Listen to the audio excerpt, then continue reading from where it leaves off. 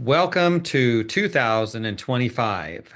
With a new year, often comes New Year resolutions, mostly on the personal side. Perhaps you resolve to exercise more. Maybe you want to lose some weight. Perhaps you want to give up some bad habits. And I don't know what those are for you, but you do. But another way to look at resolutions is for your company. Have you made any New Year resolutions to improve operations or maybe to drive revenue? Whether you have or not, we have a few to share with you today. I'm with Dean Mercado, a business coach. Good to have you with us, Dean, for another top 10. Right. I'm so honored and glad to be here, Jeff. Thank you. This top 10 is kind of has a short shelf life in a way because resolutions, when we make them, we often break them pretty quickly. But when it comes to Exactly. business resolutions, Dean, we want to keep them, don't we? Yeah, absolutely. Yeah. But if you're going to break them anyway, you might as well break good ones. So we're going to try and give you 10 great ones here today that maybe you can leverage in your business. All right. Now, So run through them. Tell us about your favorite top 10 business resolutions everyone should do right now. yeah. Well, let's preface all of this with a couple of things, Jeff, if I may. First off, I've been coaching in and around the cleaning industry for 2 decades, right? At this point, it's a long time. That's a lot of time spent with some really smart CEOs of cleaning companies. And I've learned a lot from them as they've learned a lot from me over that time. I've seen the great resolutions. I've seen the bad resolutions. I've seen them crash and burn. I've seen them get executed with excellence. So I've seen a lot, and I'm trying to bring that here today to enlighten those who tune in. So, also, I want to preface that I define resolutions slightly differently than other people may. I look at a resolution as not quite a goal. Some people get the concept of a goal and a resolution confused. A goal to me has a little bit more meat on it.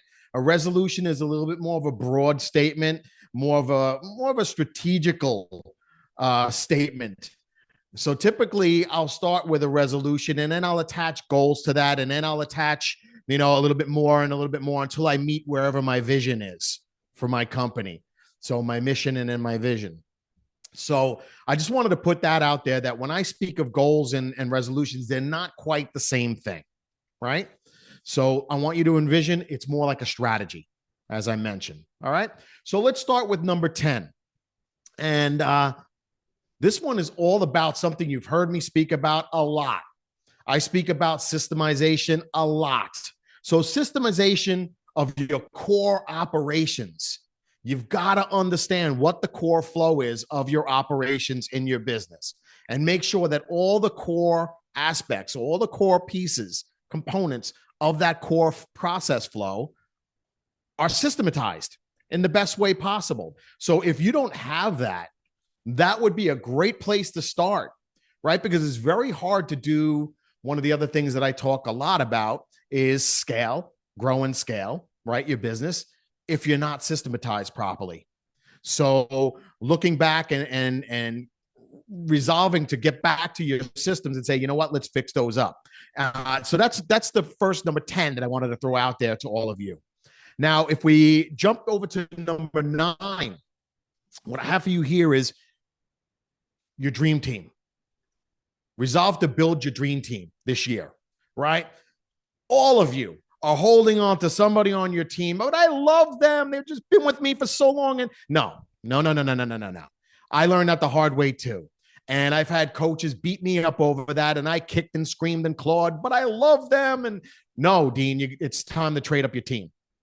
So look at your team in that aspect and say, is the team that I have here now the team that's going to get me to this next leg of my journey? If they're not, this might be a great resolution for you to take a look at that and address that this year. Build a dream team, right? That was number 9 for you. If I climb into number 8, I can't speak this enough. My company's name is Online Marketing Muscle, right? You've got to master your marketing machine. Today's day and age, there's no excuse anymore, folks. You're better off being a great marketer and being a so-so cleaning or restoration company than you are being a great cleaning and restoration company and being a so-so marketer. When you're a so-so marketer, you become the best kept secret. And that is not a good place to operate from. You end up going very hungry very quickly. Not a good place. And then we do things out of desperation, make bad decisions. That's what starts to snowball, that snowball effect, right? So we want to master the marketing machine, right? So if that's your resolution, then you look at, well, what do I do about that, right? Those are the next pieces that we'll talk about and hopefully be able to dive into some.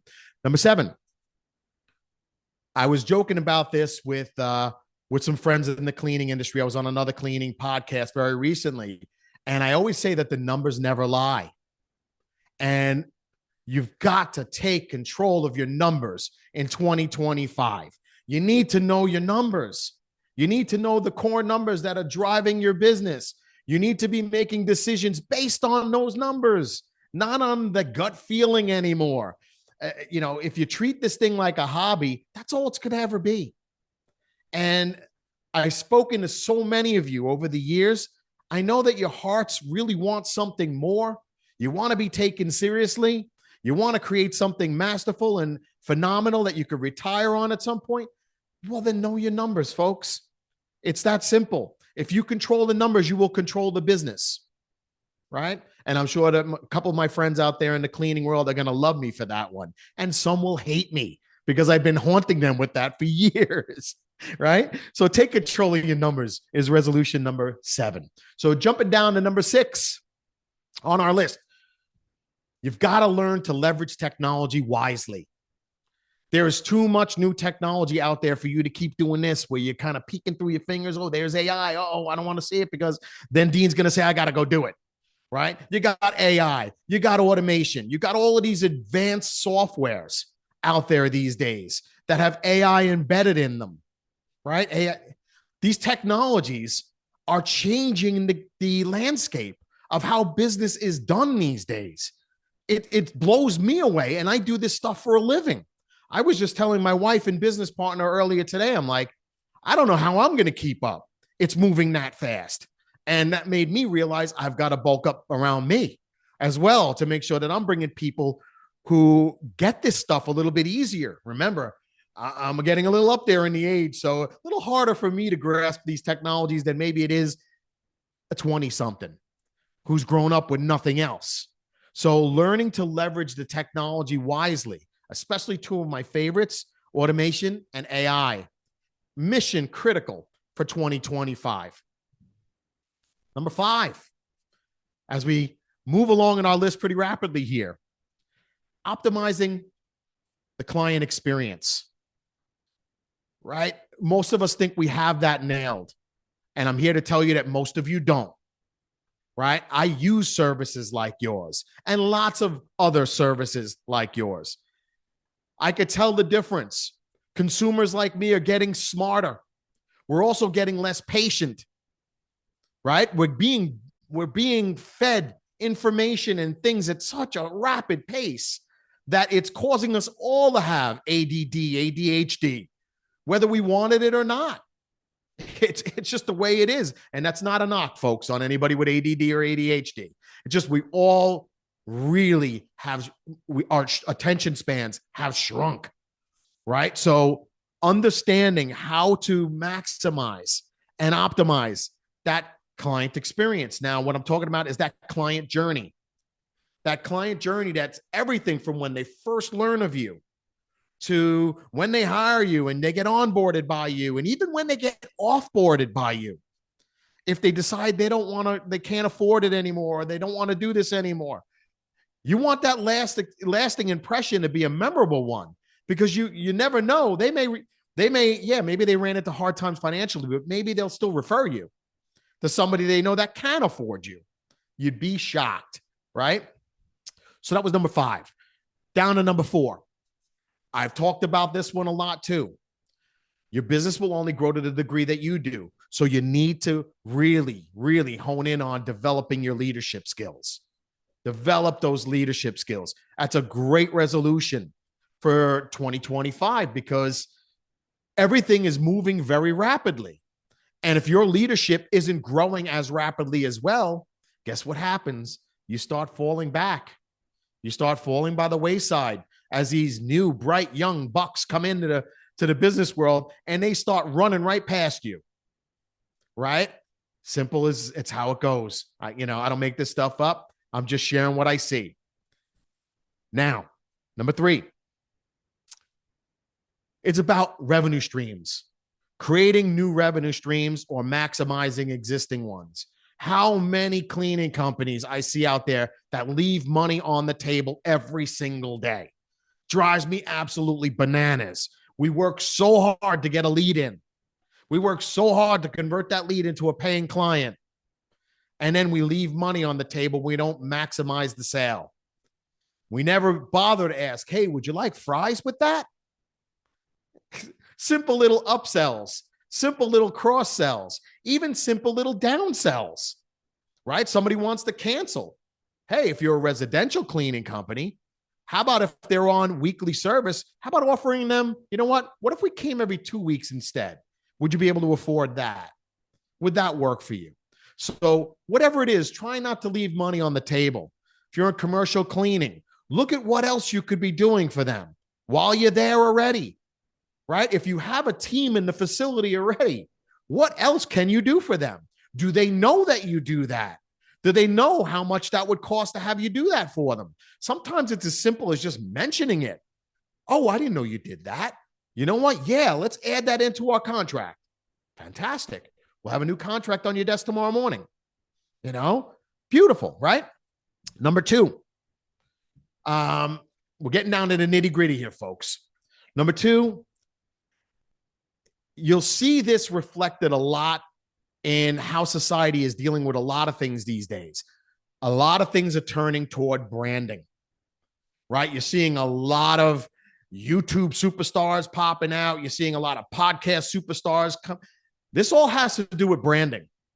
Even how search engines, right, and search engine optimization is behaving these days. The stronger your brand, the more respect you're going to get, the better the treatment you're going to get, the more purchases you're going to get, right? The longer clients are going to stay with you, right? So doing something about strengthening your brand position, right? The way you addressed branding 5 years ago is not the way you're going to address it today.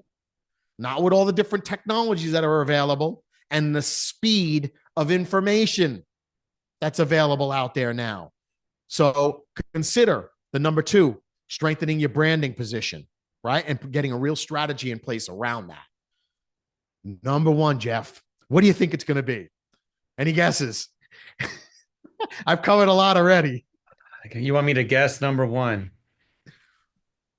It's a tough guess. I'm going to say just do it. That's a very good one, right? Before I say do it, though, I say, and this comes from something I talk about a lot, you've got to plan for scalable growth. So if you throw a resolution out there, you've got to sit down long enough to write the plan out. How are you going to accomplish that? What, by when, right? What's the who, what, when, where, why, and how of implementing that particular resolution? Take that resolution, turn it into a set of goals, tighten it up as a strategy, work it into a mission statement for yourself for the year. Does it align with your purpose of why you do what you do? If it does, great, go for it. But it's about creating that plan, but not just any plan. I say a plan for scalable growth. There's a difference between growing, which is incremental, and scaling, which is exponential. So when you hear someone say, I want to 10x my business, that's scaling, right? That's the hockey stick effect. For some of us, I come from up north a bit, but I'm down south now. But the hockey stick effect, where all of a sudden things go whoop, they go that way. And that happens a lot in businesses as they mature, where all of a sudden things get big, right? And they get big fast and we don't know how to deal with it, right? But when you plan for this scalable growth, right? So you're planning for it. You're looking at things like setting your quarterly milestones. When I work with companies as a coach, we run in 90-day sprints. In other words, every 90 days, we're looking at our strategy. We got a new plan. We got a new this. We got and then boom, we have our new metrics that we're trying to hit for the quarter, and we execute with excellence, right? But if you don't have that plan first, what I see is a lot of people who are taking action, Jeff. They're kind of running, chasing their tail, running in circles, not really accomplishing anything. And then what happens is they end up falling back into old habits, old patterns, right? And not really accomplishing much of anything. And they get disillusioned and they say, you know what, forget, I'll just do what I was doing, right? And then they realize 6 months later, they're not happy again, whatever that may be. In your plan, talk about expansion criteria. What do you need? What needs to happen in order to grow? How much do you want this thing to grow? What markets are you expanding into? What territories are you looking to conquer? What new niches or what new, if you're, say, commercial cleaning, and let's say you're looking for that new hot niche, maybe the medical space. It's a hot space right now for commercial cleaning. So, and then building your contingency plans and stuff like that into this as well. What if it doesn't happen? Right now, I've got lists and lists of all kinds of things that add even more dimension to a lot of this, Jeff, where, a lot of times, I'll talk a lot about what are all the things that I see that people are doing wrong with when they're building their resolutions, and just to throw a few of them out there, it's not only the recipe, right? If I'm cooking a meal, it starts with choosing the right ingredients, right? It starts with some sort of recipe. I got to have the right ingredients. I've got to have the right equipment to cook with. I've got to cook everything the right amount of time. Otherwise I overcook it or undercook it. Right. So there's a lot of ways to spoil a good meal. Same with a business. There's a lot of ways to spoil a good business or a good resolution.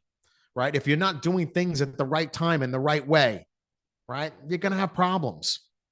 So that's a lot that I threw out there.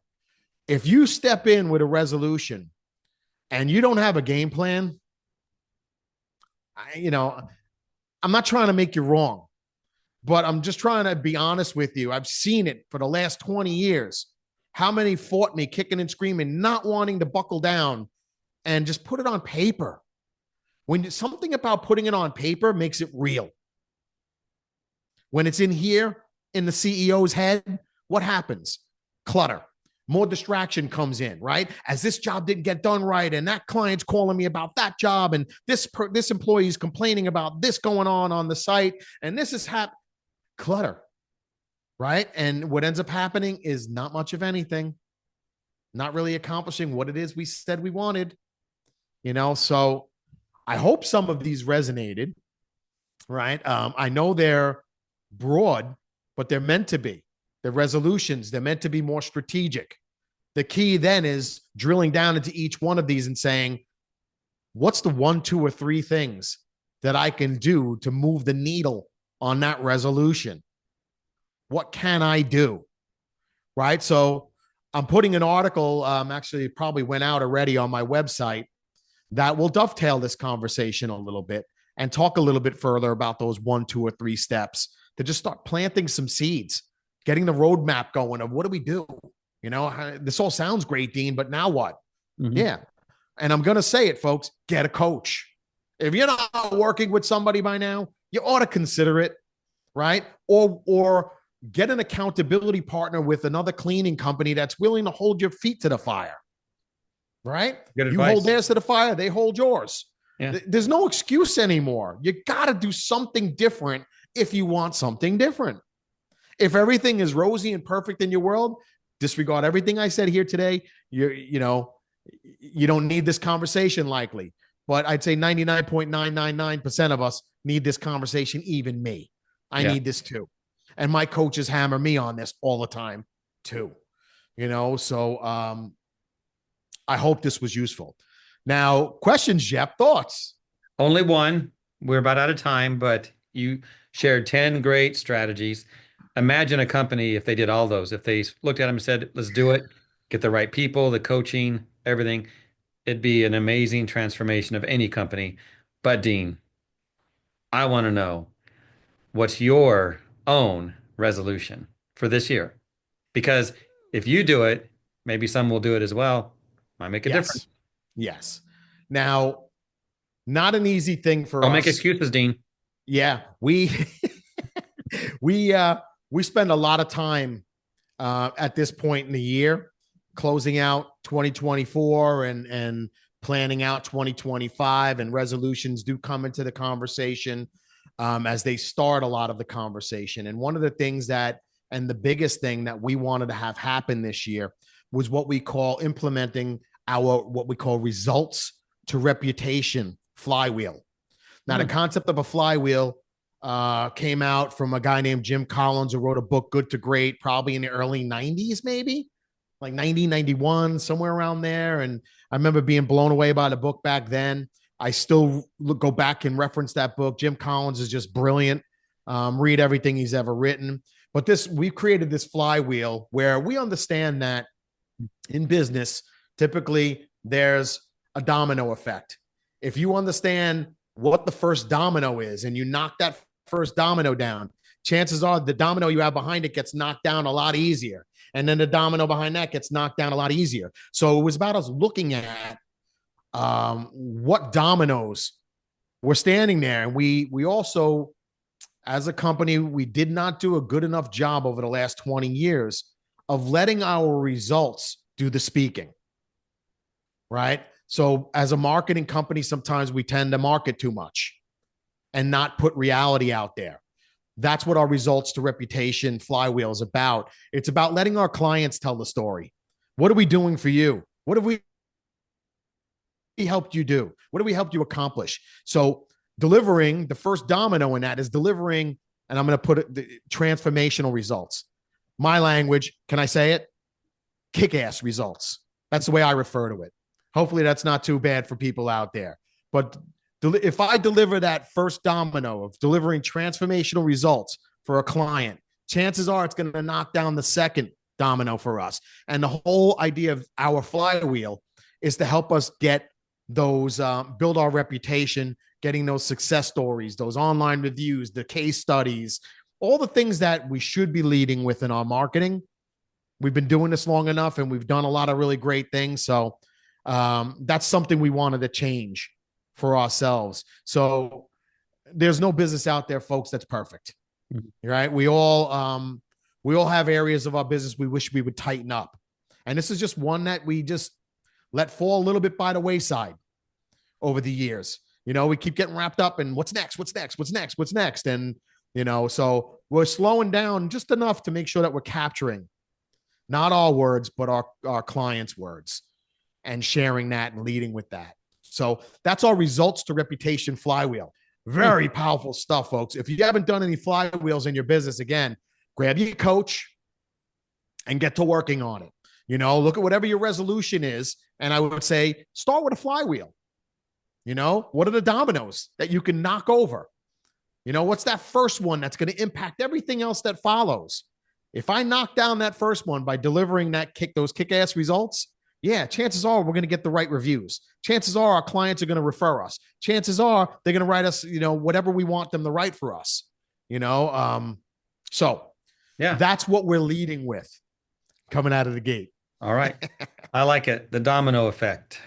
With, yeah, pretty cool stuff. Good goals. Well, Dean, appreciate this today. Let's see what people do with it. Absolutely. All right. And folks, we're here if you need us. You know, go out there and go get them. Make sure 2025 is the year that you really want. Don't just go through the motions. Create something worthy of you and your time.